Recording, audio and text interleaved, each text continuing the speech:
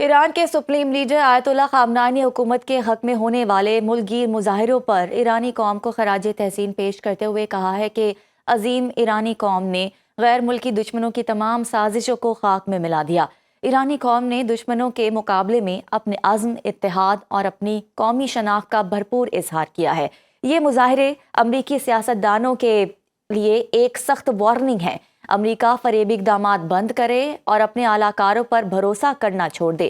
انہوں نے مزید کہا کہ ایرانی قوم مضبوط، طاقتور اور باخبر ہے۔ وہ دشمن کو اچھی طرح پہچانتی ہے اور دشمن کے خلاف ہمیشہ میدان میں موجود رہتی ہے۔ ایران کے سپریم لیڈر آیت اللہ خامنہئی نے حکومت کے حق میں ہونے والے ملک گیر مظاہروں پر ایرانی قوم کو خراج تحسین پیش کرتے ہوئے کہا کہ عظیم ایرانی قوم نے غیر ملکی دشمنوں کی تمام سازشوں کو خاک میں ملا دیا۔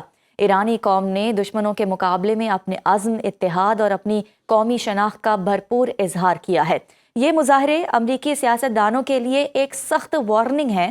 امریکہ فریبی اقدامات بند کرے اور اپنے اعلی کاروں پر بھروسہ کرنا چھوڑ دے۔ انہوں نے مزید کہا کہ ایرانی قوم مضبوط، طاقتور اور باخبر ہے۔ وہ دشمن کو اچھی طرح پہچانتی ہے اور دشمن کے خلاف ہمیشہ میدان میں موجود رہتی ہے۔ صدر ڈونلڈ ٹرمپ کے نزدیک سفارتکاری پہلا آپشن، ضرورت پڑنے پر مہلک فوجی طاقت استعمال کرنے سے نہیں گھبراتے۔ وائٹ ہاؤس کی ترجمان کیرولین لیوٹ نے امریکی ٹی وی کو انٹرویو میں کہا ہے کہ صدر ٹرمپ جب ضروری سمجھیں گے امریکی فوج کی مکمل طاقت استعمال کریں گے، اور یہ بات ایرانی حکومت سے بہتر کوئی نہیں جانتا۔ واشنگٹن ایران کے پیغامات سے بخوبی آگاہ ہے۔ صدر ٹرمپ کیا فیصلہ کریں گے یہ صرف وہی جانتے ہیں۔ جنگ اور مذاکرات دونوں کے لیے تیار ہیں۔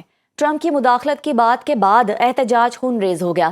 ایران میں حالات کنٹرول میں ہیں۔ وزیر خارجہ عباس عراقچی کی تہران میں غیر ملکی سفیروں سے گفتگو۔ بولے سیکیورٹی فورسز نے حکومت مخالف مظاہروں کو پوری طرح کنٹرول کر لیا ہے۔ پرتشدد مظاہروں اور فسادات میں عام شہری جاں بحق ہوئے اور عوامی املاک کو نقصان پہنچایا گیا۔ ایرانی وزیر خارجہ نے کہا کہ غیر ملکی فنڈنگ سے احتجاج کرنے والے مظاہرین نے داعش کی طرز کا فساد پھیلانے کی کوشش کی۔ آپ کو بتائیں کہ ایران کے خلاف حملے سے پہلے سفارتکاری کو موقع دینا چاہیے۔ نائب امریکی صدر جے ڈی وینس کی زیر قیادت سینئر معاونین کا ٹرمپ پر زور۔ امریکی میڈیا نے دعویٰ کیا ہے کہ وائٹ ہاؤس ایران کی جانب سے اپنے جوہری پروگرام کے حوالے سے مذاکرات کی پیشکش پر غور کر رہا تھا، لیکن صدر ٹرمپ ایران کے خلاف فوجی کارروائی کی منظوری دینے پر غور کرتے دکھائی دے رہے تھے۔ ایران میں پرتشدد مظاہروں کے بعد حکومت کے حق میں ریلیاں، مختلف شہروں میں ہزاروں افراد سڑکوں پر نکل آئے۔ ایرانی صدر مسعود پزشکیان نے ملک میں جاری پرتشدد مظاہروں کے خلاف قومی مزاحمتی مارچ کا اعلان کیا تھا اور عوام سے شرکت کی اپیل کی تھی۔ حکومت کے حق میں ریلی کا مقصد ملک کی سلامتی کے خلاف سرگرمیوں کی مذمت، یکجہتی کا اظہار اور ریاستی موقف کی حمایت ہے۔ احتجاجی ریلی میں امریکہ اسرائیل کے خلاف اور ایرانی قیادت کے حق میں نعرے بازی کی گئی۔